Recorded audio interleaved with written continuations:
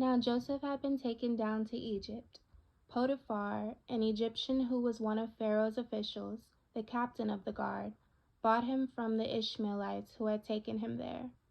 The Lord was with Joseph so that he prospered, and he lived in the house of the Egyptian master.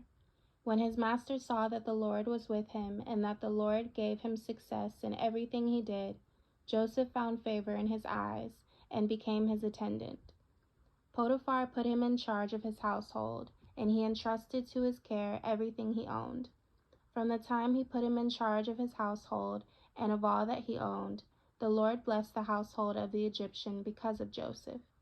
The blessing of the Lord was on everything Potiphar had, both in the house and in the field. So Potiphar left everything he had in Joseph's care. With Joseph in charge, he did not concern himself with anything except the food he ate.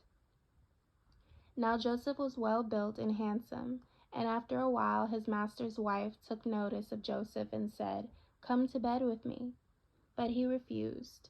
"With me in charge," he told her, "my master does not concern himself with anything in the house. Everything he owns he has entrusted to my care. No one is greater in this house than I am. My master has withheld nothing from me except you, because you are his wife. How then could I do such a wicked thing and sin against God?" And though she spoke to Joseph day after day, he refused to go to bed with her or even be with her.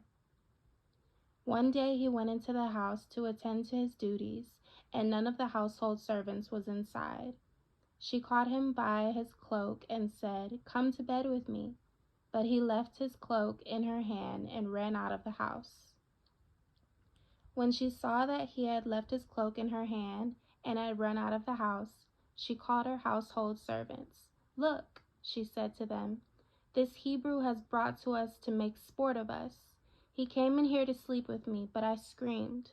When he heard me scream for help, he left his cloak beside me and ran out of the house." She kept his cloak beside her until his master came home. Then she told him this story. "That Hebrew slave you brought us came to make sport of me. But as soon as I screamed for help, he left his cloak beside me and ran out of the house." When his master heard the story, his wife told him, saying, "This is how your slave treated me." He burned with anger. Joseph's master took him and put him in prison, the place where the king's prisoners were confined. But while Joseph was there in the prison, the Lord was with him. He showed him kindness and granted him favor in the eyes of the prison warden. So the warden put Joseph in charge of all those held in the prison, and he was made responsible for all that was done there. The warden paid no attention to anything under Joseph's care, because the Lord was with Joseph and gave him success in whatever he did.